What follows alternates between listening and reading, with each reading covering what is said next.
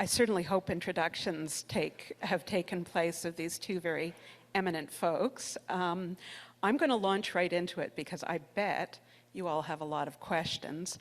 And the way that we're going to start it is that Mr. Fragiskatos, close enough? Very close. You're almost Greek with that. Fragiskatos, that's fine.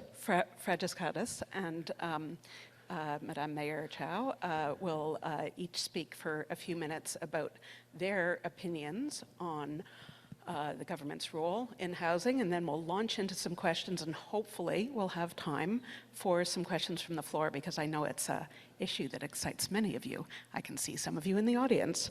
All right, we didn't rock, paper, scissors this, so let's start off with you, Mr.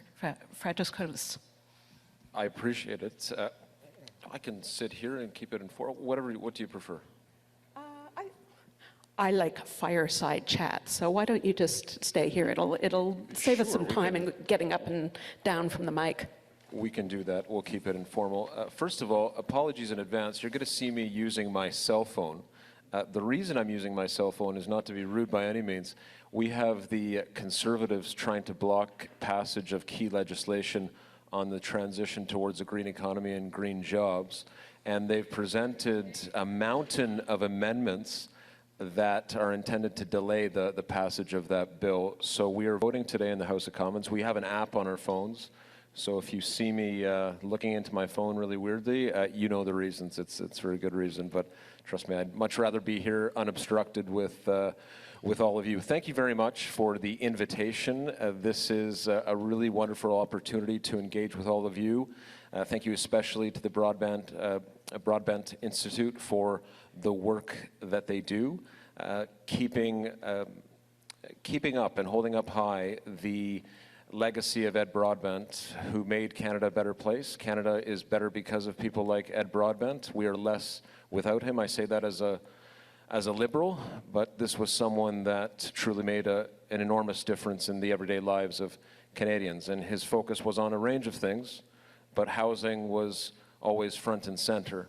And here we are. We have a housing crisis, something that needs to be addressed head on, and I think we have to address it recognizing the complexity of the moment, recognizing that it's not just one thing, recognizing that there are so many different aspects to the housing crisis in front of us.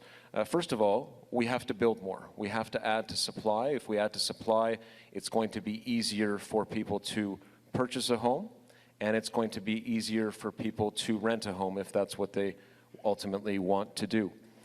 The way that is going to happen is we have to make the math work, and we have to provide those incentives and encourage along municipalities and provinces, and thankfully we have a mayor like Mayor Chow. I'm from London, Ontario, and I'm an MP there. Mayor Morgan, other mayors across the country that have wanted to genuinely work with us. I'm not going to take up a whole lot of time with the answer, but the Housing Accelerator Fund is something that I would point to as one of the signature policies of the government, working with municipalities, working with mayors and councils to see zoning changes take place that would allow for, among other things, missing middle housing to be front and center. Duplexes, triplexes, fourplexes, mid-rise apartments, row houses, all of that has a place in Canada, or ought to have a place. Unfortunately, for too often, those have been illegal. I think that is the word to use here. Minister Fraser has used it as well. We need to think outside the box, and missing middle housing provides a real way forward. At the federal level as well, we are providing low-interest loans to help create more rental supply.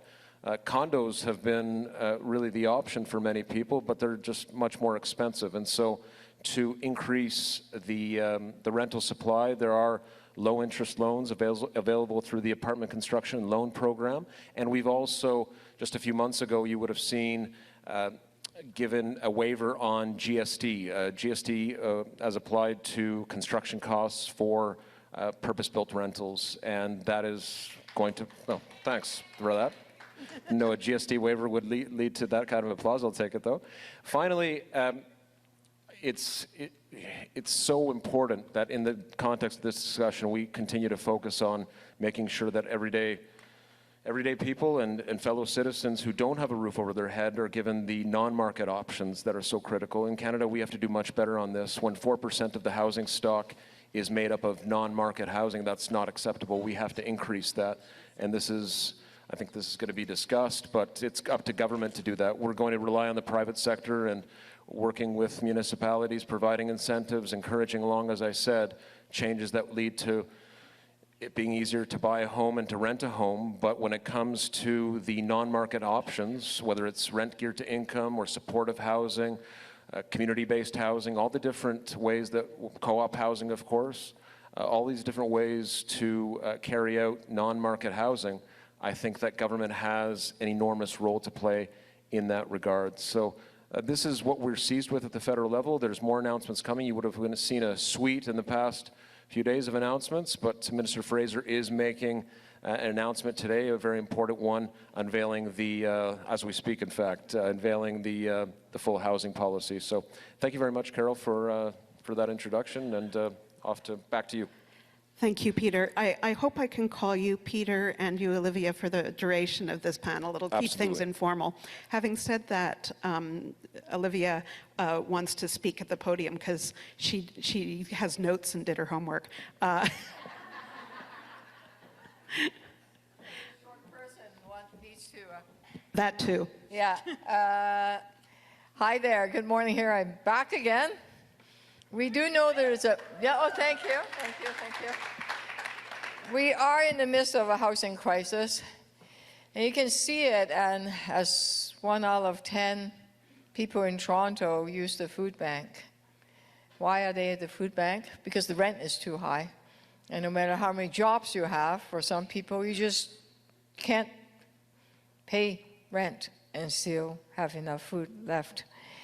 Whether it's kids or seniors, I know of a 60-year-old former construction worker, worked all his life, lost his job because of back injury, and he's one of the 90,000 people on the City of Toronto wait list for affordable housing.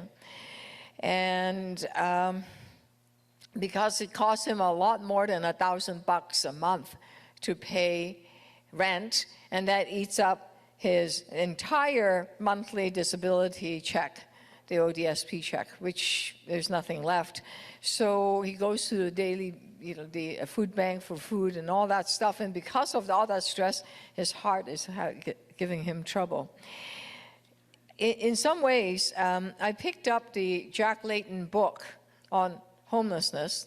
This was written, and this copy is getting very yellow because it's old. And in it, in one of it is, say, the way forward, and it talks, the recommendations in here, ironically, is still very applicable for today.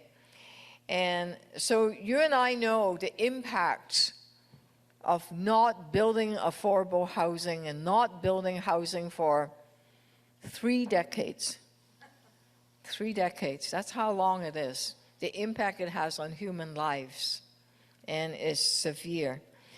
But I'm not here to depress you. I'm here to say that after a long time away, Toronto is back building housing.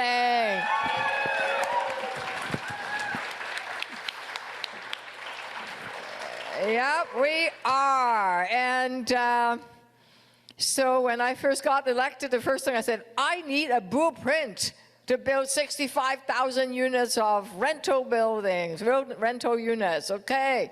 Oh, usually it takes 6 months or a year to get a blueprint. No, I need it in 2 months. And the staff go, oh.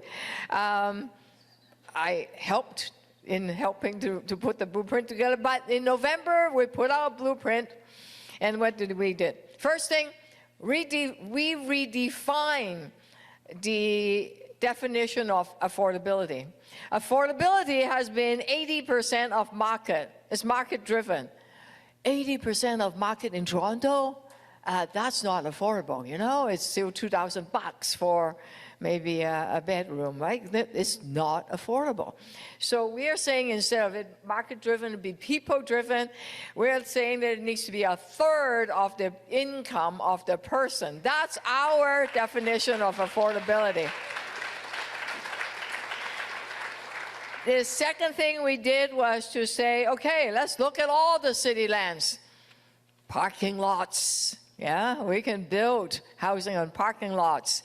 We have a lot of city land, so we identified a lot of them. We keep identifying them now, right? Whether it's community centers, libraries, you can build on top of it. There's many empty vacant land or land that is not necessarily vacant, but we certainly have higher density. And then we partner with nonprofit organizations and other organizations with 280 of them. And we've put in $180.8 million to start building housing.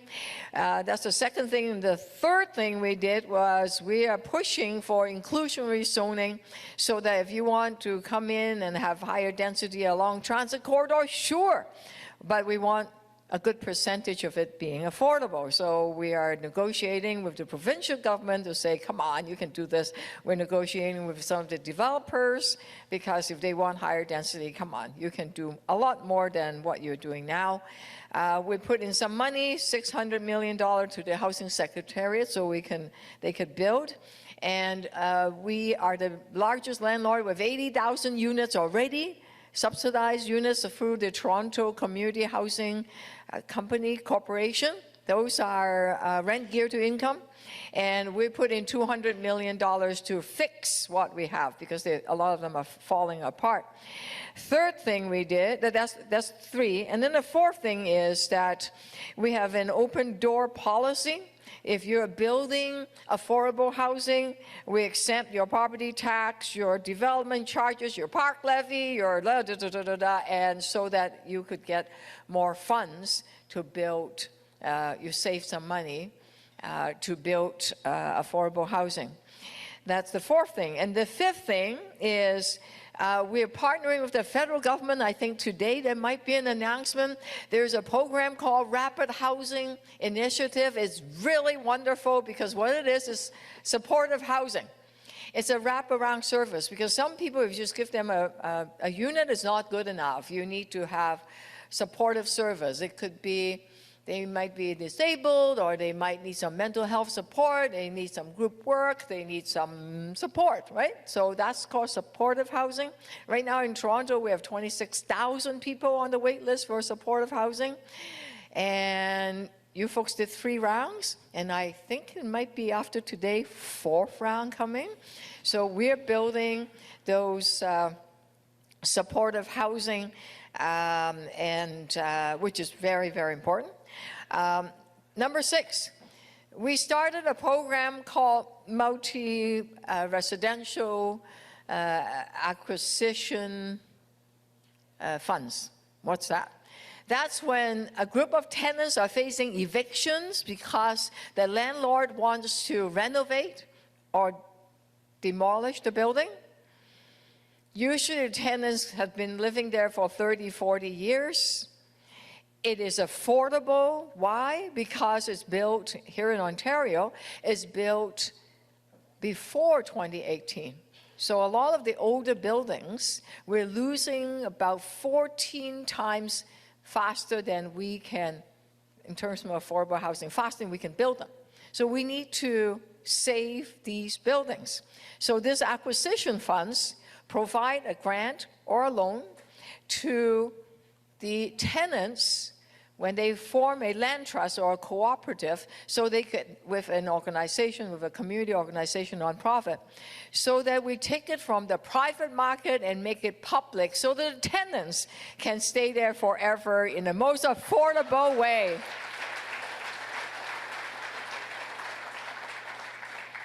So Toronto have this program for now, and the BC has a program, and in the Toronto program is 100 million. It went from 10 million, I added 90 million, so 100 million. And the federal government, 1 week ago, announced a national acquisition fund. and I believe it is $2 billion. It's $1.5 billion of of loan, and $500 million of grant. So a little program from the City of Toronto is now national, so this is worthy of celebration. I know I'm going over, but I thought if you ask me a question of what we're doing, it's a long list. Okay, 2 more. While we're building, right, it takes a while to build. So we're saving existing buildings, renovating them, turning it into co-ops and a land trust. We are now, and with the partners from the federal and the provincial government, we now have rent supplements through a program called Canada-Ontario Housing Benefits. And it's great because it's a rent supplement. So if you only have $600 for rent, if you need another $200 in order to get something, or $300, we will supplement that money so that you would be able to immediately find a permanent home. And that program have created affordable housing for over 3,000 plus people through the rent supplement program. The Canada benefit, and I hope it gets renewed, and I think it will, hopefully, I don't know, but that's one thing that is an ongoing program. Hopefully there will be a renewal. The last one, what the city have done is, of course, we put in 1,300 new rent geared to income unit, but we have also, the last one, number 8, I like the number 8, very Chinese thing. The last one is something called, we put in money because people are facing evictions. We have put in $2 million for rent banks, rent save, to provide support for tenants, so that when they are facing big problems, we can, because sometimes you get laid off, you just need a little bit of money to get you over the hump. We have a rent bank. We also have people to inspect the building, so that if the elevator has been broken for many weeks, or hot water is not working, or if there's cockroaches all over the place, we are inspecting more so that tenants will have better rights. So those are some of the things we are doing. There's a lot more work we can do, and we'll explore together how we could work together and really build affordable housing. Thank you.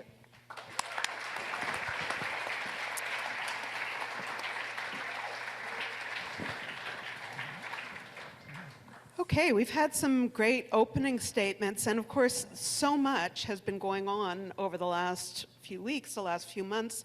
I want to get up in the helicopter, and I want to start with the federal level of government. Believe me, I'll get to the municipal level of government in a moment. They have more money. We'll get to that. True. Okay. 10 years ago, I was in Australia. I was really excited to see news from Canada that wasn't about moose or bears. It was the announcement after Prime Minister Trudeau was elected of a $120 billion plan that would integrate affordable housing, sustainable transport, energy efficiency. It looked so great. That's when I started thinking about moving back to Canada.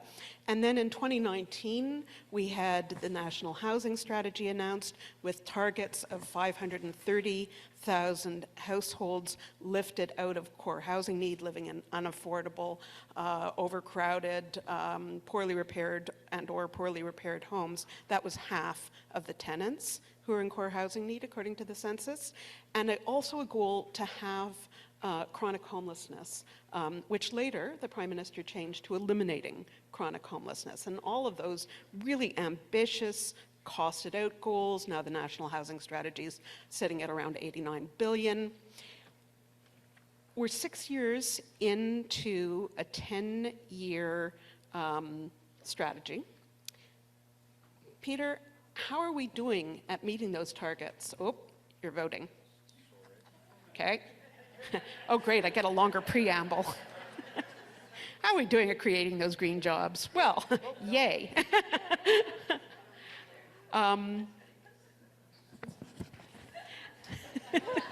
Democracy in 2024. And isn't it wonderful how we can work from stage now? Never mind working from home, we can work from stage. There we go. Sorry about that. Okay, Blame sorry. blame Polyev, not me. Absolutely. So, 6 years in, are we meeting those targets? Were they the right targets? There's a few things there. Let me just cut right to it, though. Anytime you have people living on the street, and in my community and communities across the country, this is not acceptable.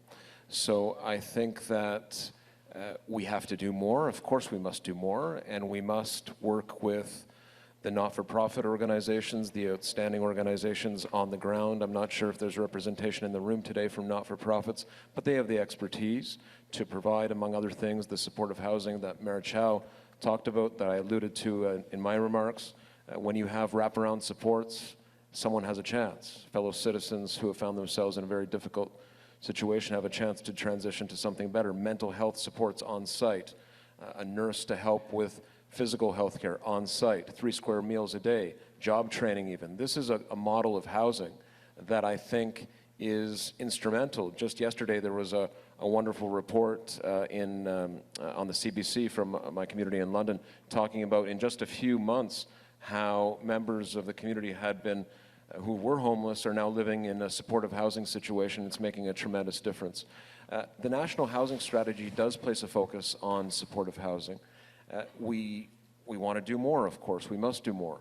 There are encampments, and there's going to be an announcement later today on how we can better tackle the issue of encampments. But you asked me, has the national, I don't think, Carol, you put it exactly in these terms, but the question is there, has the National Housing Strategy been enough? Has it achieved its goals? Well, we obviously have a situation of homelessness that persists. So no, it's incomplete. But we have seen 70,000 citizens lifted off the street. We have seen 125,000 people who were very close to being homeless as a result of rental supplements provided through the federal government. They are not on the street. They're in a much better position than they were, in fact, prior. So we build off of these things. Mr. Polyev has presented a private member's bill, so-called, on housing. He doesn't talk about affordable housing at all. He doesn't talk about supportive housing once. So I think that sloganeering is one way to go, right-wing populism is one way to go, but in that context, the vulnerable will not benefit. I think that the way forward is to work with municipalities, to work with willing provinces, to build more homes, and at the same time place a focus on supportive housing in particular, but non-market options in general that will make life more affordable for people. Thank you, Peter. And Olivia, we're about halfway through, a little over halfway through a 10-year strategy, a national strategy. What's the one thing, and there is going to be an announcement today from Minister Fraser, what's the one thing that you feel the national housing strategy needs to have learned from the first 6 years? That supply itself, it's not enough. And to build affordable housing, you have to be intentional, and it would cost money. But in the long run, it saved the government a lot of money on health care, on any number of social determinants, because if you don't have good housing, your health deteriorates, mental health deteriorates. If you live on the street, you have half the lifespan of ordinary Canadians, right? So people die faster, kids are malnourished because they don't have enough money for food, all of that. So you can't just build housing alone, that you have to invest, and it cannot be, it costs money. At the end of the day, it's 100,000, 200,000 is not enough. It's double that at least. And, but in the long run, we save money, but we need to invest now. Okay, my next question, I'm going to warn you in Just advance. Oh, wait, before I ask the next question. There is a blueprint. So the Rapid Housing Initiative that was introduced then worked. Except that is, at that time, was the smallest program, even though it's the most popular program, it's the most effective but the smallest. So I wish 7 years ago, you know, you could look back, I wish that was the biggest program because it was the most popular and the most effective program. And, sorry, wonk alert, the Rapid Housing Initiative wasn't even part of the National Housing Strategy to begin with. It was one of the measures that was brought in by, during COVID. And actually, you know, let's just toss the questions out the window. Peter, the great thing about the Rapid Housing, there's two great things about the Rapid Housing Initiative. First of all, it's the only program that's really dealt with the people who are most in need. The second advantage of the Rapid Housing Initiative is that it showed off how much modular housing could make a difference. It's actually been a huge boost to the productivity issue around building housing. The big problem with the Rapid Housing Initiative is that it's upfront grants, which is fantastic in terms of getting housing built quickly. But there is reluctance, perhaps from finance, from Treasury Board, in that level of upfront grants. Plus, it does take operating funding from the province for health and social services. I'm sorry, as I say, I'm kind of jumping the questions out the windows. That's fine. Tell me about, from your perspective, why it's been so difficult to make Rapid Housing Initiative an ongoing program like the apartment loans, et cetera. Well, it's gone through 3 rounds. We've seen 15,000 people housed as a result of it. The capital expenditures are there through the federal government. We talk about homelessness. You have to have a focus on capital and you have to focus on operating. And we need provinces to step up as well. We have municipalities that want to be on side. We have not-for-profit organizations. I talked about them before. I can't talk about them enough in terms of what they contribute. The federal government is there to do what is expected of it in terms of providing the capital expenditure. But the provinces need to, whether it's through initiatives meant to house people as quickly as possible, but the broader vision on supportive housing, the operating expenses, we need provinces to step up. Premier Eby in British Columbia is doing some wonderful things. Frankly, I think premiers could learn from Premier Eby to be, there you go, to be frank about it on a range of things. We all have a responsibility. Yes, it's a federation that requires, we have to recognize the complexity that comes along with that. But in the end, we have to live up to the responsibilities of the moment. Thank you. One of the basic issues, and it's come up several times already, is that we need municipalities, provinces and territories, federal government to be singing from the same song sheet. And that kind of starts with a consistent definition of affordability. And as you've already mentioned, Olivia, sort of some folks use market rate housing. The CMHC has used at least 3 different definitions of affordability in its 3 major programs. There's also the issue that in 2019, Canada passed something called the National Housing Strategy Act, and that committed us to adequate housing, which includes things that we don't even count anymore in housing need, like accessibility, like the right location, like tenure security, the protection against getting evicted. So I'm going to start with you, Olivia. What's the working definition? What's the most important thing as you think about affordable and adequate housing in terms of just defining what it is, let alone building it? It's not rocket science. We used to define it from the 70s, 80s to 90s, mid-90s, as income-based. It's a person's income. As they earn more money, then the subsidy is lessened. And people just sometimes need a bit of support for a period of time. If you look at cooperatives, it's that security. It's mixed income building, which is the best model to go. And the definition really is the person, if you are earning a smaller amount because you're disabled, for example, or you just got laid off for a couple of months, then your income really should be the definition.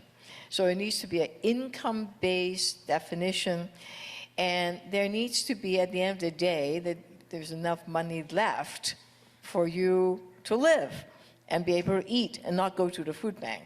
So it's the third for us, it's for the City of Toronto.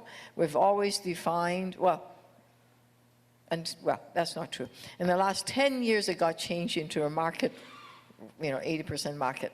But now I've changed it back. So it's now a third of the income, which is the rent geared to income waiting list that we have, where we have 90,000 households waiting for affordable housing. So in my mind, the definition is income-based, a third of your income.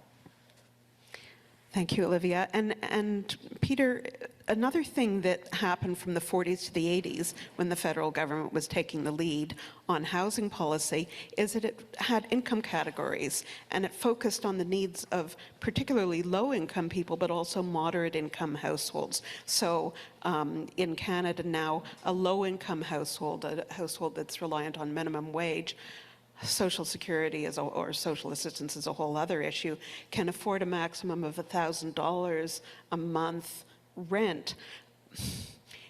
How much can and should the federal government take leadership in having consistent definitions, using income categories again in its work with provinces, territories, municipalities, given that it's quite happy, and I'm quite happy for them, to bully municipalities, or I should say to offer incentives for municipalities to do certain things, provinces to do certain things? Well, I'll say this, that, and I agree that only focusing on supply is not the answer, but if we don't keep supply in mind, we're not going to get to the outcomes that we want. The crisis in rent, the crisis in home ownership is really a reflection of a lack of supply. We need to build more. We have to, especially in the context of high interest rates and other challenges that builders are facing with high costs in terms of building materials. There's a range of other challenges as well. Building more is absolutely fundamental. I talked about some of the incentives that the federal government has put on the table before. There will be further incentives announced today as well that will add to that. But as far as, so that will bring down whether it's the cost of rent, whether it's the cost of home ownership. But this is not where it ends. I think there is room for the federal government to think more about rent. There is the Renters' Bill of Rights that's recently been announced. That is not set in stone. There could be more added to it. We did, as a condition of infrastructure funding, recently make clear that if provinces want access to the $5 billion in infrastructure funding that's so necessary for housing, water, wastewater, stormwater infrastructure, solid waste infrastructure, that they do have to sign on to the Renters' Bill of Rights. And we continue to engage with all stakeholders to understand what a Renters' Bill of Rights could look like. There are some basics there already in terms of understanding a renter should know the history of the price of a unit that they're interested in. They should know, they should be able to, if there's an issue with rent eviction, a standardized lease could provide a way forward. If there is an issue at the landlord-tenant board that they need financial assistance with, that's part of it as well. But it is, as I say, not set in stone. So where I'm going with it is, I think there's more to think about with respect to making rent more affordable that requires not a market option, but a government, the government to take concrete action. And that requires, yes, the federal government, but provinces too. This is still their main area of jurisdiction. Some are living up to the needs of the moment, others are not. Thank you. I want to continue talking a little bit about supply. It's very much the discussion of the moment. So Scotiabank last year recommended that the Canada double the amount of non-market housing. And the Royal Bank recently came out with a report saying perhaps tripling or even a greater proportion of non-market housing should be considered. I'm going to start with you, Olivia, because I think there's a vote going on, absolutely. So I know that Toronto's been modifying its targets, as you mentioned. What do you think should be the targets for instance, non-market housing, and how, more importantly, do you think that all levels of government can work to scale up non-market housing? It's interesting. Folks probably have heard of Mark Carney and Lisa Raitt, not flaming socialist.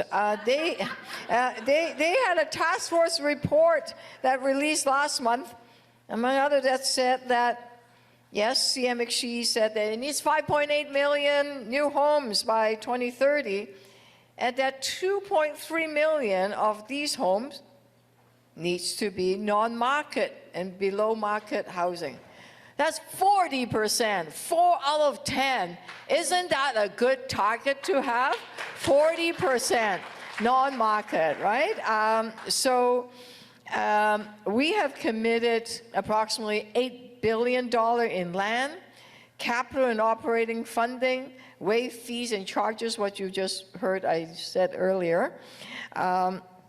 We are looking at federal government can help provide funding for housing, grants, low-cost financing, which we saw coming through, a program called Canada Built that was announced, $15 billion a few days ago. Affordable loans, okay, so that's what the feds can do. We would like to access Canada lands because I know Department of Defense have lots of lands, and the provincial government have lands. Hey, let's pull our lands together. We've asked the school board to provide lands also. Let's just pull all the lands together and we'll build non-market housing. So number two. Number three, we need a lot of skills trades to ramp up the construction. So train, right? Yeah. So that's number three. Number four, really have, as you talked about, real rent control. Right now, the rent control is only for buildings that are after 2018. This is in Toronto, in Ontario. So I know it's not good, it needs to change, right? But I'm not the premier. So we need, Yes. we need real rent control to protect tenants so that they don't get rental evicted and demo evicted. Thank you. Peter, I'm going to add a couple of other non-radical names to Lisa Raitt, Scotiabank, RBC. Way back in 1944, an economist from Queen's University named Curtis said that in order to build back better after World War II, Canada needed a third non-market housing, a third rent but regulated, and in fact he talked about co-ops in that context, and a third market ownership. One of the sponsors of this conference is a German group, and there's been a counselor from Hamburg. Hamburg has targets, and which it's successfully met for 10 years, of a third non-market construction, a third rental with rent control, and a third market ownership. Do you see that your government considering these kinds of targets and the mechanisms that would help achieve those targets? We want to help. We want to help see more non-market housing built in Canada. 4% is not nearly enough. We have to do much more. I talked about the benefits of non-market housing earlier. Mayor Chow has done the same. We all recognize that. I know I'm speaking to a room that is very sympathetic to that. There's many ways to get there, as I talked about before. One thing, and Mayor Chow mentioned it, and thank you to the work that's been done for her in Toronto, the acquisition fund there, Premier Eby's work in BC. We can learn from these experiences in terms of what's now called the Canada Rent Protection Fund. This is the acquisition fund that many in the room, I think, have advocated for. This is something, and kudos to my former colleague, Daniel Blakey, who was really instrumental in making that happen, I have to say. It's unfortunate that he's decided to leave federal politics, but I know he's going to do great things in Manitoba. This is something that I think will really move the needle in a positive way when you have $1.5 billion on the table that can go to not-for-profits, that can purchase properties and keep rents affordable. One of the issues, one of the challenges that will come up in that is capacity. You and I were in Fredericton the other day, Carol. for a conference where not-for-profits were in the room, and that is one of the challenges that was identified. But I think we can, I mean, if that is in some ways a good problem to have, if you have so many not-for-profits putting up their hand wanting to help. So I think that, yes, we have to see more non-market options. The mayor has talked about land. Yes, there is federal land available, there's municipal land available, there's provincial land available, either not used at all, or if it's underused, I think it has to be looked at as well. What could be more useful from a federal perspective is leasing instead of selling land, because if you sell it, you don't know what exactly what it could be used for. But if you are still able to, leasing provides the option of ensuring that it remains affordable. So these are things that I think you'll see the federal government talking more on and acting more on. That's great. I love big sites, I'm not going to lie. I really want us to be ambitious again, as we were in the era of St. Lawrence neighborhood and Falls Creek South, et cetera. But that brings us to questions of finance and questions of taxes. And also, I feel I haven't picked on the municipal level enough yet, so I'm going to turn there.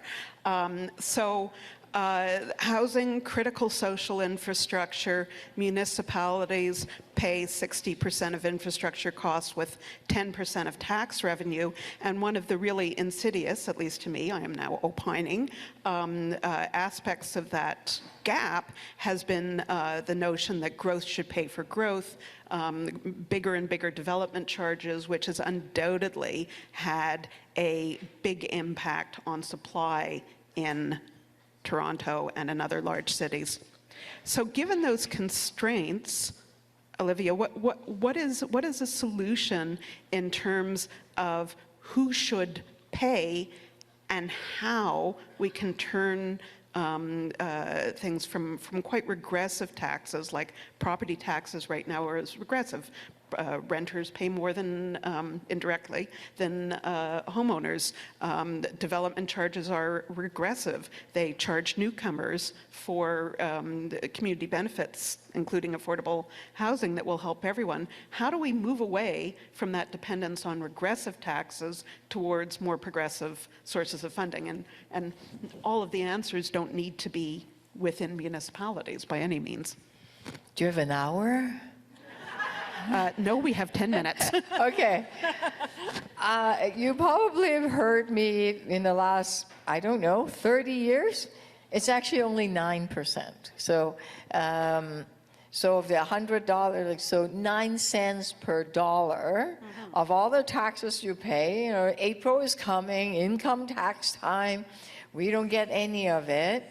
There's just the property tax, which is only 9 cents per each dollar that you pay, which then brings the problem.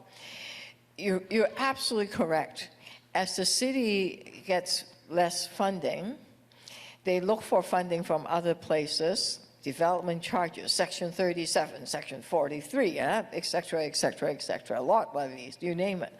It just piles on, then it makes the unit more expensive. So how do we get around with it? Well, if the federal government likes to give us allow us to charge income tax, we could welcome that, because that's a progressive way of taxing. So Taylor Swift is coming to town to Toronto, and yes, and she will generate a lot of economic benefits. HST, hotel rooms, eating, drinking, all types of things. The City of Toronto gets none of it because we don't get any of the sales tax.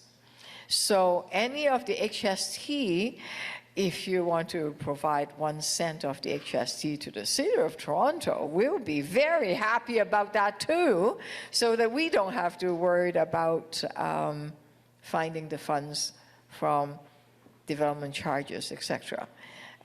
Or outright grant. So in this round, I noticed there is an infrastructure fund that came from the feds, which is great. They have 2 programs. One is the gas tax, which is the Canada Community Building Fund. The second one is a possibility of a national infrastructure fund, which every government have had, even, whether it's Paul Martin or Stephen Harper, have had, remember those big checks? Those big checks with arrows in it, right? Stimulus checks, yeah. So we don't mind receiving big checks as long as we get them. So infrastructure fund would be great. So whether we will see a big infrastructure program on next Tuesday, I don't know. So it could be grant, it could be vacating tax room. It doesn't matter. At the end of the day, we need support in building roads and sewage and water and school, libraries, parks and roads, all those things that make a community complete. Peter, 30 seconds, taxes? Well, I will take the mayor's point back about income taxes and municipalities. No, look, I don't think we're going to settle the nuances of tax policy here, Carol, but I think that what I hear from the mayor is someone who wants to continue to be a willing partner. We've provided hundreds of millions of dollars to the City of Toronto for a range of needs, particularly on housing, and we want to continue to partner with municipalities. Yes, I understand the limitations of property taxes for mayors. I've not served on municipal council, but I have many friends who have and who do. This is difficult, and when we work together, though, we can tackle these needs that are facing us, that are a challenge, and we can and should do much better. So we'll watch for the budget, and we'll keep working with cities to see more building across the country.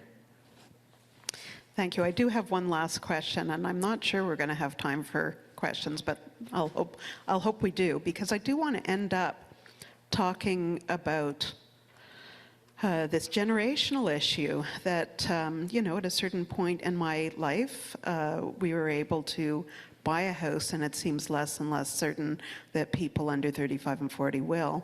But there are countries, Switzerland, Germany, Austria, Denmark, several other countries, where it's majority renter, and yet they're able to save for retirement, they're able to live securely in their homes. Oh, I see another vote coming up. That's no problem. So what do we need to do? And maybe, again, I'll start with Olivia. What do we need to do so that renters have equal right to secure long-term accommodation, and that they're not driven into home ownership out of desperation? Mm-hmm. I talked a bit about, and I was talking about the rent banks, the rent safe, all of that. I don't need to repeat that. We're very glad to see the federal government for working to support renters and provide better protections against evictions. The announcement, we'll see the details of it probably on Tuesday. We've asked the province to put in real rent control many times. We're still waiting for them to do that. We have an eviction prevention program. We call it EPIC, because sometimes some folks would have some issues sometimes, and then they get evicted because maybe it's not as clean as it should be. So we actually have social workers coming in to help over the period. I'll give my dad as an example when he was alive. He loved feeding pigeon because he had a biology degree. He lives in an apartment, so he has what do you call it? A balcony. Mm-hmm. So he loves to have the pigeon come to his balcony and he feeds them. So imagine if you live downstairs, the pigeon shit, that is like, ouch. And I had to intervene or else he would have been evicted. So examples like that, having people that support the community in a community support so that people don't get evicted is really, it's a community development, community support program that is really important. So there are many other potential ways that we could have bylaws to support tenants, but ultimately the tenants issue is very provincial. We don't have complete control over it. And of course, the level of government that's missing from this panel today is provincial, and I'm certainly not going to take on that role. And Peter, I really appreciate, I know that you've had to be multitasking, and you've been doing a really excellent job. There have been times when the federal government has stepped in the 40s.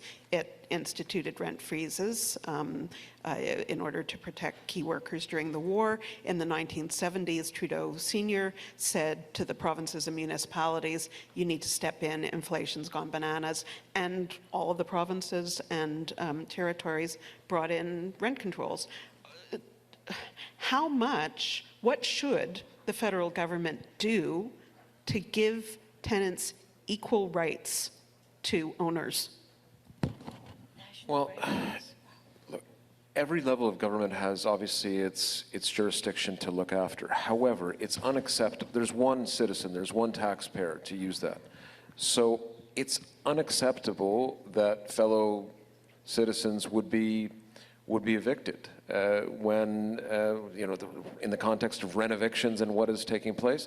Hence, you have the government looking at things like a standardized lease agreement, putting that on the table, a fund that renters can look at to deal with challenges that come up, landlord-tenant issues that they might need financial assistance with. These kinds of issues are where we can help, but yes, we won't be able to do that on our own. It's up to the provinces to really act, and I left open before the possibility of what we could see with the Renters' Bill of Rights. So you have a government that is very live to the challenges that renters are facing. I talked before about how ultimately we want to see more buildings so the cost of rent comes down. When the cost of rent comes down, people will have obviously more funds that they can put towards saving for a down payment for a home, if that's what they wish. If they want to continue renting, that's more than okay too. Ultimately, thousands of Canadians rent. That's obvious, and we have to recognize the context, and the context is that it's very difficult to rent right now. It's unaffordable, and we have this rise of rent evictions that no responsible elected official, in my mind, can defend. I see a last set. I'm getting a message saying, time to wrap, time to wrap, time to wrap. So I guess it's time to wrap. I'd love it if the audience could put their hands together for Mayor Olivia Chow.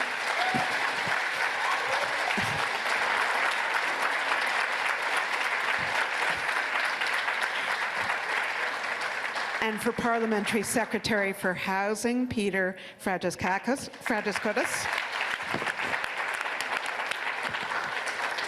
Thank you very much for listening, and I hope that we'll continue this conversation.